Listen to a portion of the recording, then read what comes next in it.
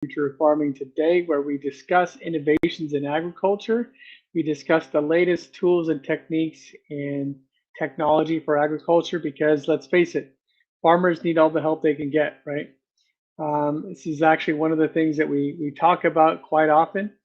And it's one of the things that really I think people have a perception that agriculture is sort of a slower technology to adopt or slower industry to adopt new things. And that's actually not quite true. There's a lot of people who are out there who are always trying new things. They're trying new fertilizers, they're trying new seeds, they're trying new pesticides, those types of things, new techniques. Even the organic and regenerative farmers are always trying to get ahead by trying new concoctions and new natural sort of solutions to handle various problems in agriculture, right? And in this episode, I wanted just to introduce you to one of our farmers. He was one of our first, actually. He was probably our second or third major grower. We got guys like Gard Heineman and those guys that were the real trailblazers. But this gentleman was one of our first California growers, and he actually started by putting our crop booster into his dragon fruit nursery. Now, dragon fruit, for those of you guys who don't know, is a type of succulent. It's almost like a type of cactus, right? And these plants grow and they produce fruits. They're actually very, very nice fruits. They're also very expensive fruits. But this particular grower was growing them for the purpose primarily of growing the plants because he sells the plants to Home Depots and those types of garden centers as plants. He's more of a nursery grower.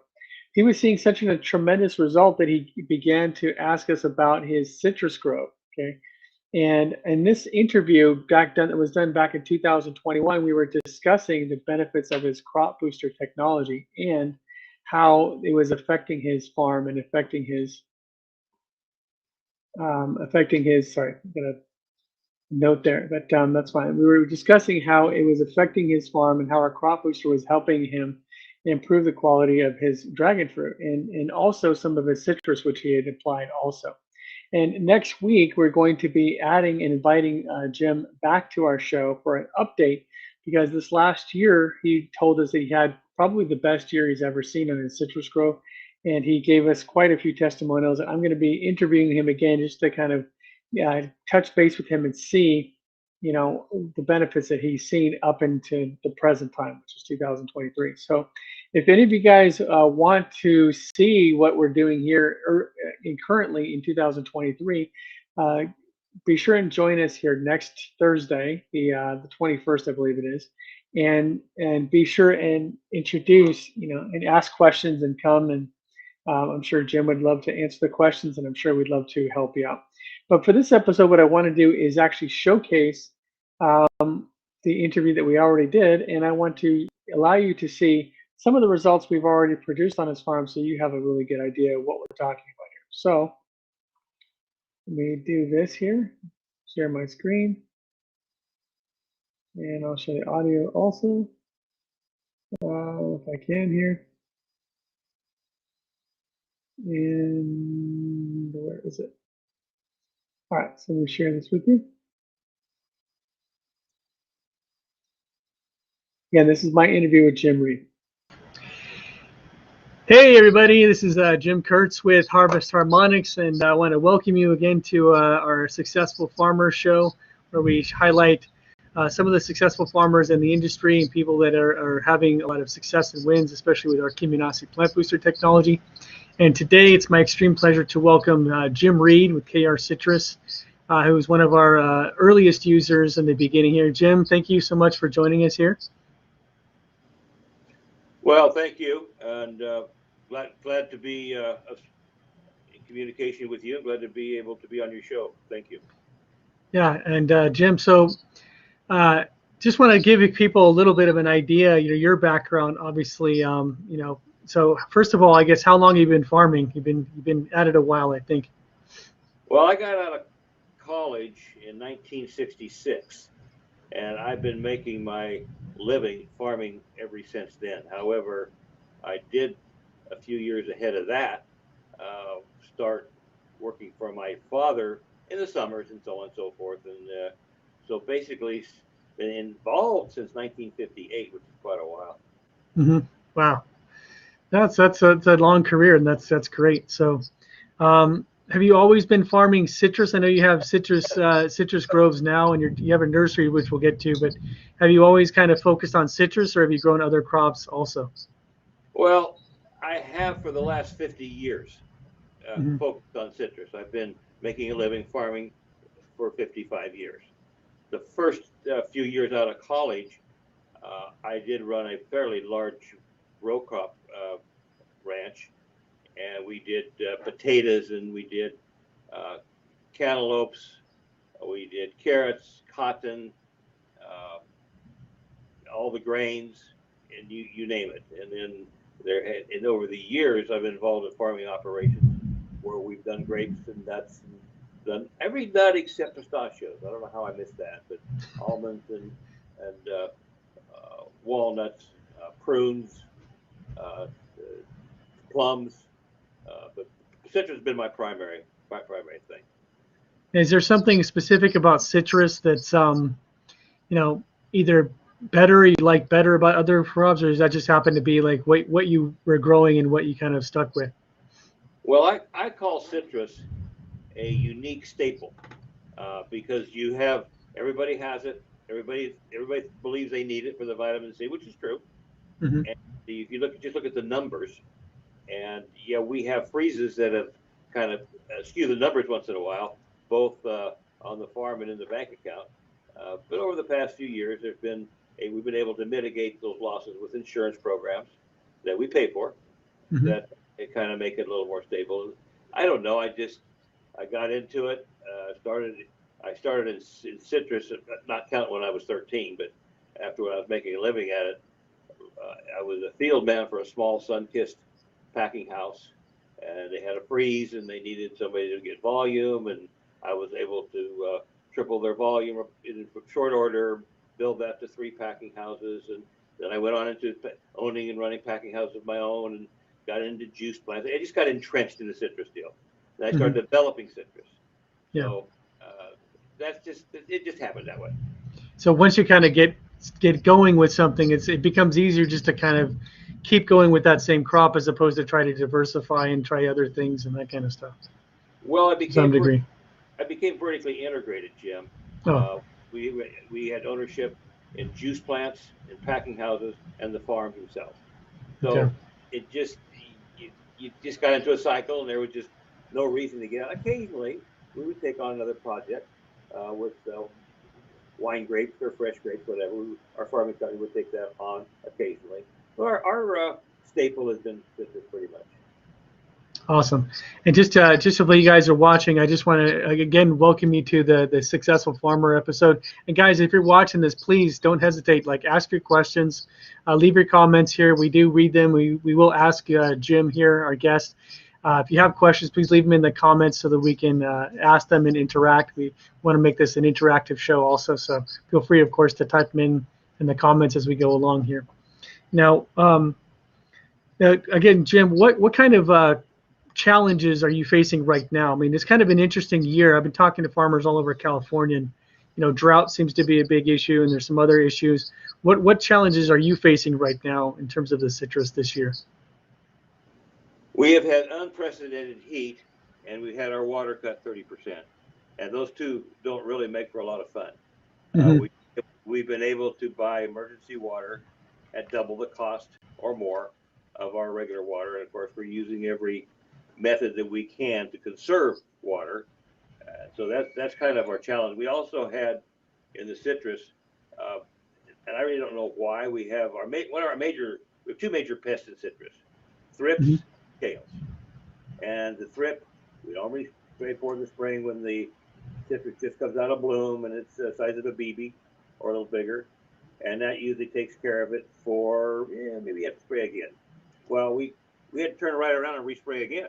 Whether it was weather related, I'm not sure, but we couldn't get the spray rig back in the field fast enough. Hmm. Uh, on our organic uh, production, it becomes even more challenging because it's about 4 or 5 times the amount of money to spray for organic to control thrips than it is to do it with on your conventional thrips. So that's kind of been it. Those two things have been a pretty good challenge. And of course, with extreme heat right after the bloom, then you also have what we call June drop. We got June drop in May because we had 106, 108, 111 temperatures in May and June, and so I think we're probably going to have a pretty light crop next season. But the light crops really don't scare me a lot because we tend to make up the we get a little better price. It's law of demand, supply and demand, and then you don't pay as much for picking because you don't have as much to pick, and you don't pay as much in different services. But per acre returns have been as good or better in light crop years than heavy crop years. Okay, very cool. Now, I kind of want to go back a couple years ago. What made you, a couple years ago, you decided to try our Cuminosity plant booster? I believe you tried it on one of your 30-acre groves, and then I think one of your greenhouses. What made you decide to sort of try this product and this technology out? I have always been looking for new and better ways. Not so much new, but better ways to farm. I've tried all kinds of things as they come along, and I've gotten burnt a few times, but I've also had some successes as well. And I read the literature that was available and what was on your website, and did the research on the doctor and so on and so forth. And then I asked you for some references before I tried it. And you gave me one fellow in the Northwest. I talked to him, sorry, I can't remember his name, you probably do. And we got along great. He grew melons, he grew some tree fruit, and his parting comment to me was, I wouldn't farm anything without it. So I thought, well, he seemed quite sincere. So I thought I would try it. I just planted 30 acres of young citrus, not far from here. And so I got a device from you, and I bought that one. And I told you about the one we had dragon fruit growing in, different rooms in our greenhouse, which was an old citrus packing house. We converted over. Right. And it had multiple areas and multiple supplies of water, not just one big one like on a farm. We got one supply as a rule. Yeah. So you gave me a device to try. Right. And we watched that, and we had another room right next to it, about equivalent size, or about 5,000-6,000 square foot rooms. And we were able to water both those rooms, and then we have other ones that we didn't try it on, and then they just rooted. They normally takes 21 to 4 weeks, 21 to 30 days to root. We were rooting them in 14, 16 days. And the growth was faster. I got new growth faster. We tried it 2 or 3 times. It just wasn't one planting, one and done. It was a few plantings from different growers, and then I decided I would do that. And on the citrus, my goodness, a neighbor of mine planted a year ahead of me, and after 3 months, my trees were as big as his, or bigger. I think I sent you a video showing you that. Yeah, man, we saw. It's still true to this day. That growth is, as a matter of fact, I think I just sold that growth an hour or so ago. I wasn't even trying to a neighbor that I don't know what you're doing, but I got to have that growth. So, well, you should give him my number. I'll give him the plant booster so he can have it on his other field too. I will absolutely tell him about that. He has pistachios right around there, so he won't be a hard sell. He's a real nice, and so I'll be sure to tell him about that. So now, do you think why I did it? Awesome. Well, do you think that those citrus seedlings, do you think that they're going to end up being able to produce a crop faster based upon their growth rate, or is that just really determined on this thing? No question. No question. In my mind. Yeah. And then I put it on the 100-acre organic grove that we have, and I will say that the organic groves, you drive by, you can see, there's weeds, that they're light color, they're necrotic. You can kind of tell they're organic growth. Mine doesn't look like that. My organic grove looks very similar to the conventional grove right next to it. Other than I have a few weeds, and I'm working on that. No, I'm very pleased with the setup. Yeah, no, we're really pleased. We've obviously you've helped us out. Like you mentioned, you talked to a farmer that used it, and I know we've referred people to you as, hey, talk to Jim, talk to Art, talk to some of these guys that have used it, because at the end of the day, we're promoting a product and we know what it does, but sometimes it's best for somebody that doesn't have a a vested interest necessarily to hear it from the horse's mouth, so to speak, of what their experiences were. So we really appreciate the help that you've given us over the last couple of years.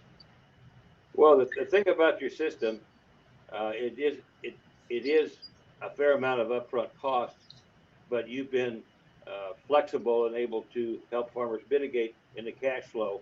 And I think that you're creative, and I think you're getting more creative in that area all the time of how we can afford to pay for it as we go along. And I think that will help a lot. Right. Now, you mentioned a couple of minutes ago that your organic groves were looking more like conventional groves. Like, what exactly do you mean by that? What are the changes you've seen there? Well, an organic grove, you're always trying to put on your main enemy. You can't get enough nitrogen on, and you don't so the trees, the leaves are smaller. When the trees are yellow, they're just not as healthy. And the with the Kamasi system, we are seeing that I'm just going to assume we put a lot of inputs in it, so I'm going to assume that the system allows the inputs to go to work and use more efficiently, to use more of what we're putting in would be my guess. My brother farms not quite 1,000 acres of citrus, same area, and we have the he farms for another existing farm. He's our farm manager, but he calls all the shots on their citrus, and he farms some of the stuff that I planted years ago for other investors. And I can see on the organic that my trees just look better, and I have better. I just looked at a whole lot of them the day before yesterday. I'm going, wow. I mean, wow! With the shortages we've had to endure with water and the heat, I was much more pleased than I'd ever been. I drove through some of the stuff that he's planting, and he farming, excuse me, and he even have the same inputs, but the trees are just so much better with the system. I just, as I said, I'm afraid to farm without it now. Well, that's good. Hopefully, you won't ever have to. I wanted to ask you some questions about the dragon fruit. You kind of mentioned them a little earlier. So the dragon fruit, for those of you guys who don't know, dragon fruit's kind of like a cactus-style plant. Is it a succulent or a cactus? I'm not sure which. The cactus. Yeah. So, you're growing them. You're buying them as small seedlings. I think what you said, 4 to 6 inches long, basically, like small shoots. They're cuttings and Cuttings, yeah. More like 12 inches up. Okay. It's a very prolific plant, and so when the growers prune, I'll get some that are 45 inches, 50 inches long from time to time, and that's fine. It's fine. But they're a very aggressive cactus. Okay. So and you're growing them. You're buying the cuttings, and then you're growing them up to full size, and then you're selling them to like retail gardening chains, correct? I sell them to a box store. Okay. And we haven't. We just got approached by a wholesale nursery chain that has several stores to supply them. We're just now getting to the point where we're able to keep up with the box store that we have their demand. And it took a while. We've only been doing it for a little over a year. We started it in late November of 2019. So we just had one full season, and we didn't know what we were doing at all. And we couldn't find anybody that's growing more than 1,000 plants, and we have 100,000. So you have little economies of scale are a little different, but we made some mistakes, but we're certainly improving on how we grow them and the health of them and so on and so forth. So and when you were showing us the pictures of the side-by-sides, you mentioned you did some control and some several different experiments along the way, and you were showing us some of the side-by-side pictures, and I'm like, wow. It's like, wow, in 5 weeks they were like literally double the size. I'm like, geez, Yeah, they grow well. When they come out with a different shoot, you got to stock, and then as it grows a different shoot on top of that. And without the treatment, they grow a little piece of spaghetti. And let's say in 6 weeks after we plant them, and with the treatment, they grow like a big old the size of a nice, like a maple leaf size, much larger size, much larger around and taller and stronger, and just the plant just looks a lot better. It grows better. So everything we do here now is under with the system. Yeah, and I was noticing that it's not just that they're taller, or even that the trunks are thicker, which obviously is important because if they're real thin, they're going to fall apart. But I also noticed that the pictures of the Kiminasi were real green. They were like a bright green as opposed to sort of a dull, more of a duller green on the ones that didn't have the tech back then. That's correct. They have a darker, richer green color. That's correct. Yeah, and you're also growing now. You started growing coffee plants, correct? We just started growing coffee plants, yeah, for the same box store, and we're going to deliver in a week or two test plot. We started with a few, and I can't tell you there's any difference with or without the treatment because I wouldn't take a chance. I just put them on with the treatment. So I don't have a test to show you or tell you about. That's fine. You know, it's totally fine. I mean, you know, I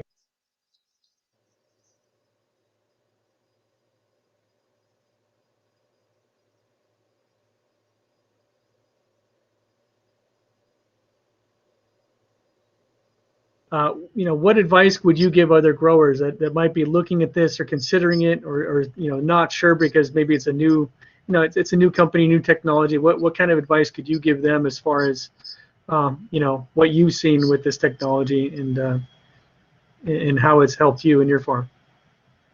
Well, you know, farmers, we must all be from Missouri because we all want to be shown.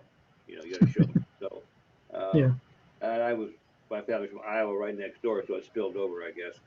And so that's exactly. I didn't just go out and say, okay, gee, this is the greatest thing since sliced bread. I believe every report I read, and I'm going to do whatever it takes to get them on my crops ASAP. I didn't do that. I explained the history of it. We tried it on the smallest grove that we have, and that was the least expensive entry fee for me. And Yeah. then we tried it on the dragon fruit, and that wasn't a whole lot. Well, yes, you gave me that one, so that made that experiment pretty. The entry fee was pretty cheap there, and then we were able to see what it was. So then we went ahead and put it on everything. So just give it a try. Give it a try. Every farm is a little different. I had a guy call me from the East Coast, and he did greenhouses with tomatoes. And I asked him, do you have separate watering systems for your different greenhouses? Yeah. I said, well, you got a 3/4 inch pipe or a 1 inch pipe? Yeah. I said, well, just try one on one of those, and then you can see. Just do side by side, and within 90 days, 120 days max, you're going to see if it works for you or not. Right. So just try. Yeah, and we guarantee it. We're not giving so many freebies out anymore, but we're guaranteeing it anyway. I mean, you know, we always, our motto has always been like, no farmer is ever going to lose money with us. You know, when I got into this business, the way Frank, our CEO, got me involved with this is he said, look, you know, we're here to help farmers doing whatever we can do, and we're not going to, you know, if for some reason our product doesn't work, you know, and despite all the good intentions and efforts otherwise, you know, we'll give you your money back, because at the end of the day, you know, both of my grandparents were farmers, and you know, they're the backbone of this country, you know, so they feed everybody, you know, every man, woman, and child. So we better do something to help farmers. That was our mission here. So. Well, that's our job. Our job is to feed the world. Yeah. And you're doing a great job. I really appreciate everything you've done so far, everything you're doing, not just with us, but obviously just in terms of helping people. And I did want to mention this. I don't want to embarrass you, but I did want to mention this, guys.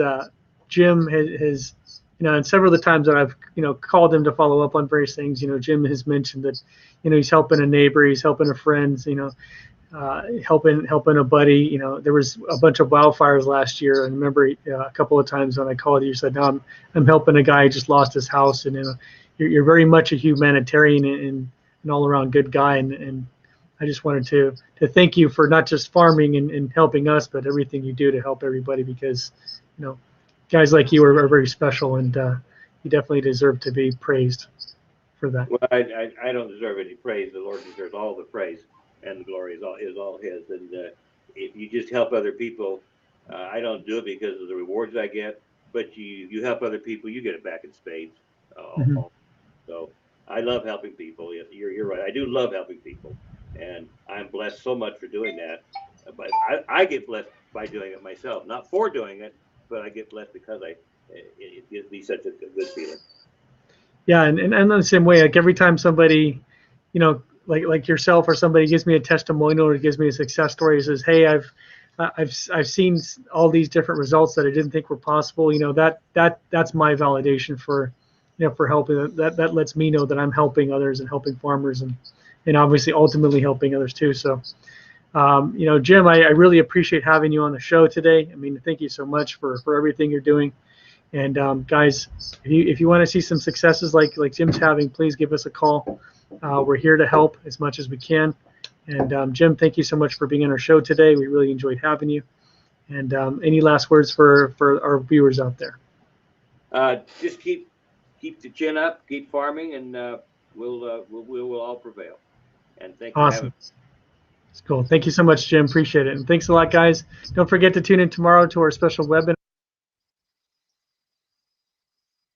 Well, guys, thank you to Jim Reed once again. That was an interview with Jim Reed back in 2021, and he's just a very special guy, a very great guy, and we loved having him on. And we're having him on again next week. So again, guys, if you have questions for Jim, or if you just have questions about the crop booster or harvest harmonics, or what we're doing, how we're helping farmers become more sustainable, how we're helping farmers save a lot of money, and on other stuff on inputs and water and other things, or you just want to know how we can help you on your farm, please stay tuned next Thursday at 4:30 p.m. Eastern Time for our next episode of Innovations in Agriculture, where we will re-interview Jim Reed once again and get his updates, because he has some pretty amazing updates on his crop from this year. And of course, you don't want to miss that. So we'll stay tuned next week for that. Otherwise, I will see you guys next week, and you guys have a great day. And I look forward to helping you become part of the future of farming today.